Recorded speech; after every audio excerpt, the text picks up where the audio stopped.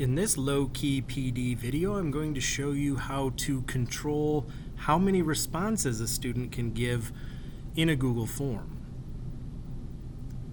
So let's say you want to give a quiz or a test on Google Forms and you'd like it to be auto-graded and have all the information that the students entered stored neatly. So we're going to go to New. We're going to create a Google form. You might be able to get many of the features you want in a quiz or a test if you simply select to create the Google form from a blank quiz. Let's assume that you don't do that and just create a normal blank Google form.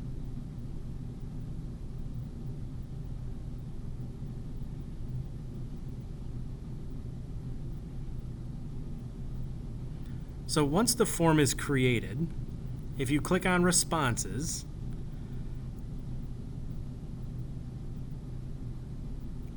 click on Select Response Destination, and then it will give you the option to create a new spreadsheet. If you name the form like Unit 1 Quiz or something like that, then the spreadsheet will be titled Unit 1 Responses. But I think it's nice to have all the responses saved in a spreadsheet. Then you can manipulate that and display it any which way you want, sort it, order it, filter it, whatever. I think it's just better than having it stored in the form directly. Now, to control responses, go to Settings. If you make it a quiz, notice that many settings appear and they are already filled in. So, do you want to release grades after each submission, later after manual review? Do you want locked mode? Several different things you can do.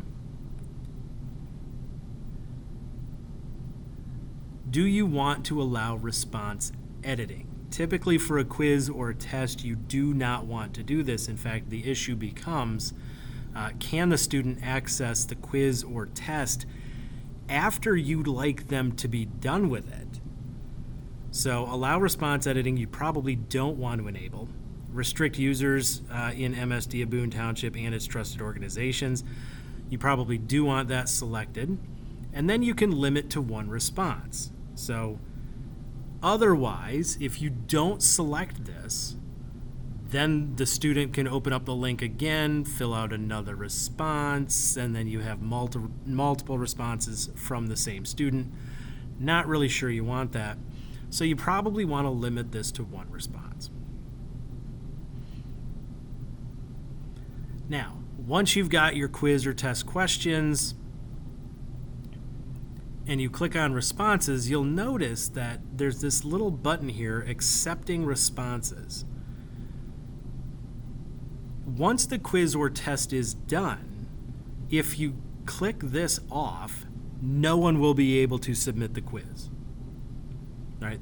Regardless of what the other settings are, the quiz is turned off, the test is turned off, no one can submit another response, which is another way to control how and when students respond to the quiz or test.